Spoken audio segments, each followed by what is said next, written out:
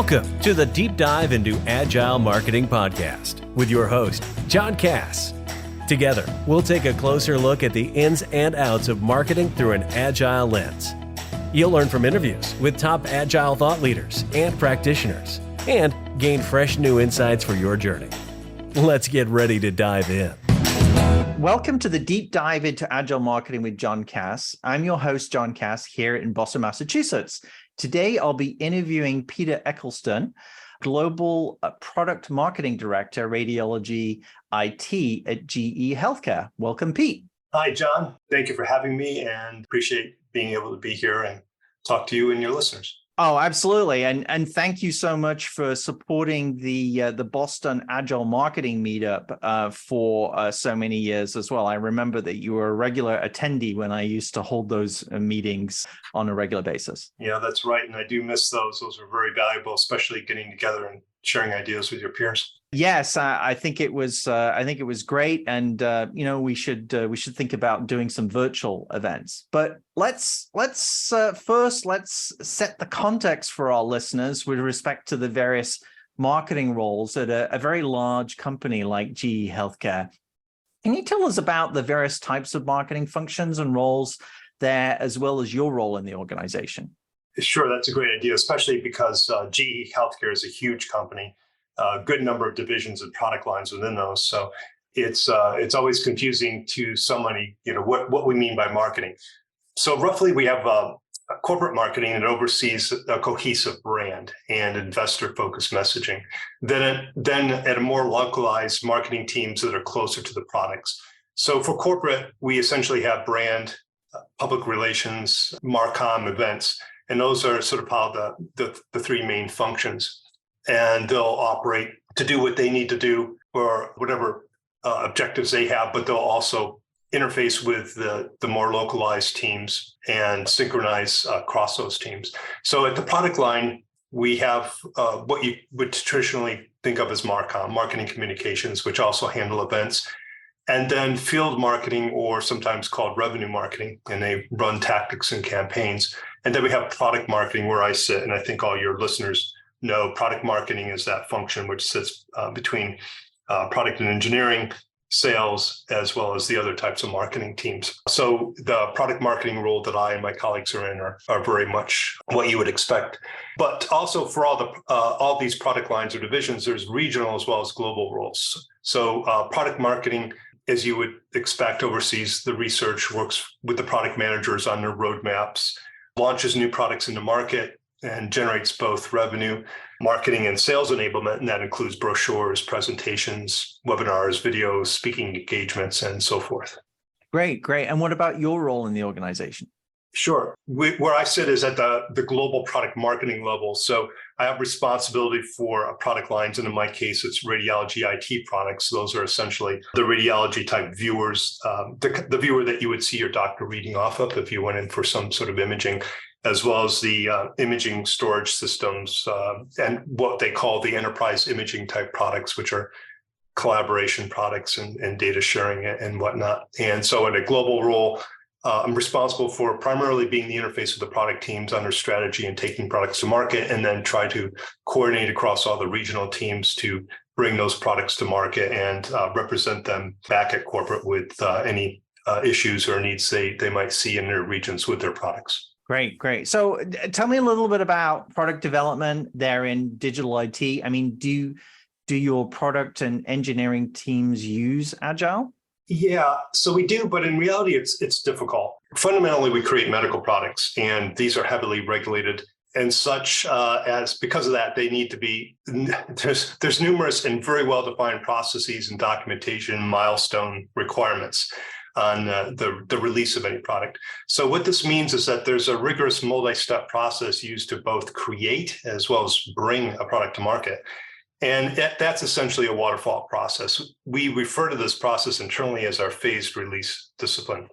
But within that, the product engineering teams do try to layer on an Agile-like process to create and groom backlog, to do prioritization of the backlog, and then to burn down those backlog with development sprints. But at the end of the day, it's release gated and very much a waterfall. Well, let me dive in a little bit deeper. So if the product releases follow the PRD process, a waterfall approach, how does that affect marketing's activities or instance? Do you need to follow a waterfall approach or can you actually use Agile? Well, it's essentially a similar situation with how product and engineering need to operate. So product marketing utilizes a new commercial activation process that's also waterfall. It's a waterfall methodology that's synchronized with the product and engineering phase release discipline.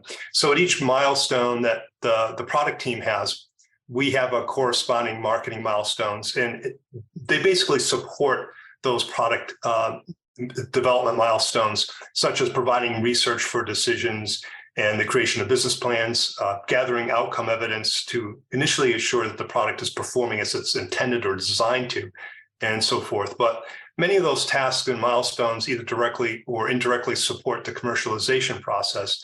And therefore, similar to the phase release discipline for the creation of products, our new commercial activation is essentially waterfall. It's got those stages and those gates that you move through.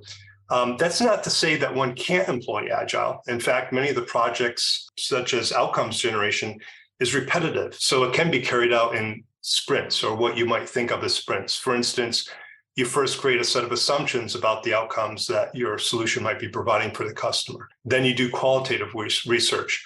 Then you might follow that up by quantitative research. And then finally, you might end with some affinity testing. And all these can be done in very manageable chunks or sprints. And you could have, in each, you could have a retrospective at the end, and you need to, right? So first you do your qualitative research, you follow up with a retrospective to see, okay, what did you get? Did you get what you expect? Do you need to tweak that at all? And then you go on to the next one, which would be the quantitative phase. Another example are Marcom programs. For instance, not too unlike your podcasts, we're currently creating a series of coffee break style video casts to educate our customers. And we do these at the pace of about one a month for a few of the product lines. And each video cast you can think of as a release, and the creation of the release has several well-defined sprints. Well, I suppose maybe the ability to innovate within those podcasts means that you can ask different questions or structure them in different ways. So recently, for example, on our podcast with a past person that I interviewed, we went back and we started asking questions around the Agile Marketing Manifesto values, and that actually turned out to be a really good approach. But so, do you have you have that framework that you have to work within on the waterfall approach, but do you have what's the sort of level of flexibility there within those elements? Yeah, understand your point there. Well, so you do learn. You do a sprint and you learn. You either did way more than you expected, so you might reduce the amount of story points going forward for some of the activities, or vice versa. You need to downscope because there was just you tried to do too much in too short a time. So it is useful because then you could sort of improve those programs going forward. You don't need to chunk out 8 things all at once. You do them as a series of releases, and you sort of improve along the way. Does that kind of get at what you were asking? Oh, yes, Pete. Thank you. Thank you. So one of the main tenets of Agile marketing is to focus on customer value and business outcomes. Do you see this at GE Healthcare? And if so, how do you ensure there is a marketing focus on this? Yeah, really important question. Our entire new commercial activation process is based on the creation of customer value, specifically tangible, quantified outcomes for our healthcare customers. Our new commercial activation process can actually be looked at as a process that brings outcomes to the market, not something that's been designed to bring products or features to market. So we look to deliver this value in one or more of 3 fundamental areas: operational, clinical, and financial. So for example, one of the first milestones in our new commercial activation process is called value drivers. And it's kicked off with a cross-functional workout that includes representatives from product engineering services, sales, marketing, global research teams. And it also includes customer representation. So very much a mixed team, not too unlike a Scrum in an Agile process. Although in this case, it's brought together for that one purpose of the creation of the values. So the artifact of that workout is a very clear, concise definition of our target market, target personas, and at least one compelling and competitively differentiated value driver for each. This workout also defines how we'll measure what we're delivering this value, both qualitatively as well as quantitatively, such as through customer testing, the research studies, and the like, right?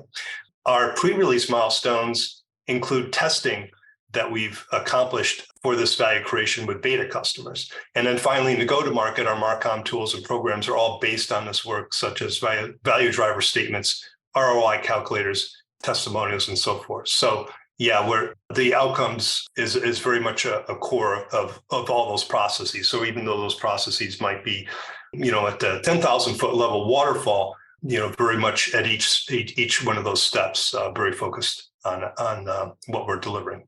One of the questions you'd mentioned personas and so forth. I was just curious to know, do you do retrospectives and go back and sort of say, does the persona need, we learned something this time around, we need to update it? Is that like an ongoing process, or is it static? No, it is. Although it's not as baked in as it would be traditionally in maybe a formal agile process. So one of the milestones that you need to go through in a new commercial activation process here is a very well-defined personas, because you want to know, like, who is this product for, or solution? Is it for everybody, or is it for a certain set? And then who do you message, and what does that messaging have to be? So very traditional type of marketing stuff. But we release it with a certain set of assumptions, and then we start to bring it to market and we start to sell it. But then we do have the next milestone is a retrospective to see, how are we doing with those initial customers? Are they getting the value that we perceived? Are they seeing different value? Are we messaging in the right way? Are we addressing the right market segments? And at that stage, you can tweak, but then you sort of go into now mass market, and usually you don't tweak it too much after it's mass market. So it's not a repetitive thing, but there are steps that are built in to our processes that do ensure that we do those retrospectives and we get a chance to tweak. At the campaign level, it goes on all the time. Again, a little more ad hoc. We'll do a series of tactics for a campaign. We'll look at the numbers. We do everything in Marketo, so it's very easy to keep track of how things are performing and get data. That's great. So you mentioned to me that marketers who find themselves in an unagile organization can use agile marketing even with a team of one. Can you explain what you meant by this? Sure. So I've already described that our marketing process is essentially waterfall, but each year we create an integrated marketing plan, and that connects Marcom, product marketing, and field marketing across the global regions. And in that plan, we start with our top 3 to 5 priorities for the year. Then each region and each function derives their top 3 to 5 priorities in support of those. So you can take a year-long view and say you're going to deliver these things by the end of the year to the organization. And that might be considered a waterfall approach for your marketing activities. But you can also take a week-long view or 2-week view and consider these sprints. So each week, for instance, I have a sprint planning process with myself and map out the 2 to 3 most important things I can accomplish or deliver in that week that gets me, that supports the accomplishment of my main priorities.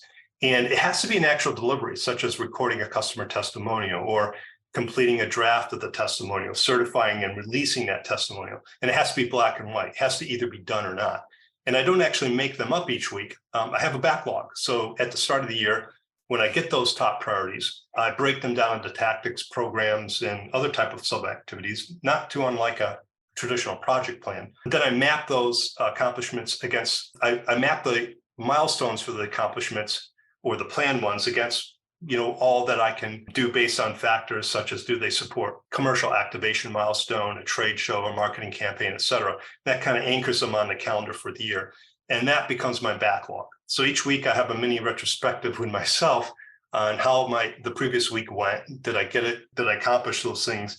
And did I reprioritize as needed, decide what's in the next week's marketing sprint? And this is important. I block time on my calendar so that I have protected time that I'll use to work on these activities. Applying a term from personal finance, I call this paying myself first. That is, I take a certain percentage of my time for the week and dedicate it to accomplishing that week's sprint. And so this is prioritized over anything else for the week, any meeting, any other request, and so on. And then if any of your readers have read or are familiar with a book called The Four Disciplines of Success, or 4DX, this is going to sound very familiar to them. It's mainly that I'm employing this the Agile techniques at a personal level, as our organization as a whole doesn't use Agile. So my organization might not be Agile, but I can be.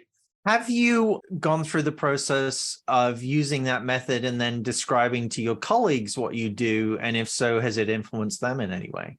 It is. One of the things that we're encouraged to do is, be mentors. So had people come to me and ask me about time management, or just how can I be successful at accomplishing more, or being perceived as accomplishing more, because that's pretty important, right? And so, yes, so I've explained these techniques help them. And to some degree, they've been, adopted or personalized at that level. I think given that GE is so big and vast, getting them adopted at a broader level, would be difficult. So this grounds up kind of a root level approach is sort of the best I've been able to accomplish for now. Can you describe scenarios in your work that had been challenging for using Agile marketing methods? Yeah, well, it's always challenging, and let's say maybe tempting to be interrupt driven, right? To stop work and respond to an email, take a last minute meeting that's come in, or be pulled into something which looks to be important, right? But that you didn't intend to spend time on, or you didn't plan for. But if you pay yourself first each week, you've compensated for that. So you've built time in your schedule to handle the, what the 4DX process calls the whirlwind, but you still move forward towards your goals. And also when you're Agile and others aren't, that can be a little challenging or tricky too, because you can easily put the same expectations on others that you're putting on yourself. And over time, I learn who responds quickly and who needs prompting and so forth. And then I use this information in my sprint setting for the week. You kind of use those to weigh in the story points. That is, if one of my goals for the week is to accomplish something and I know I need someone else's assistance or input on that, I can weigh that in. And if they're an eagle and they always get things done quickly and respond quickly, the story points are going to be lower for accomplishing that activity. However, if they're, say, sort of more on the sluggish side, those story points are going to be higher, meaning more effort is going to be needed on my part. Make sense? Absolutely, Pete. So what advice do you give to other marketing leaders in adopting Agile for marketing, and especially in the instance where, because of the constraints of a highly regulated industry, having to use a waterfall framework? Well, I would say, even if your organizations or peers aren't, you can, and I hope I provided some examples for that. And I think we're all motivated to do our best and to do more and to go fast. And, certainly, with no shortage of pressures on our time these days, right? But if you use an Agile process, you've got sort of an inspection methodology that you can see how you're doing, because it's easy to start off the year with really great intentions and a great plan, and then you get off track, and then you don't realize you're off track, and then you're mid-year and you're like, whoa, what happened, right? So the thing is, whatever you put in place, make sure that you've got inspection points, you're regularly looking in. And then I'll just say again, the importance of really blocking your time, and also making it easy for yourself to use the time you've got effectively. Like one of the things I do is make sure that at the end of the day, I've gone through my email so that there's no email in my inbox other that wouldn't fit on one page. Because what I try to do is, if I touch an email, I have one of three rules. I either respond and do something with it, or I file it, or I just delete it and I'm not going to respond. And you got to have some strict rules for yourself to get through that, because otherwise you'll just find yourself drowning, unless you're fortunate enough to be in a situation where you don't have a lot of that going on. So good time management, making sure you got an introspection method, then also experimenting, because that's also part of the Agile process. Don't be afraid to experiment. Don't be afraid to encourage others to experiment as well. I mean, you come up with a great idea. The worst that can happen is somebody says no. Thank you, Pete. This has been a great conversation, and also, I think, an interesting perspective. I really appreciate it. You're quite welcome, John. Nice to speak to you again. And as I say, I hope your readership values these conversations, and it would be great to hear from some of them as well as to how they're doing with these techniques. Absolutely. So thanks for joining us on the deep dive into Agile marketing with John Cass. My thanks to Pete, and we'll see you next time.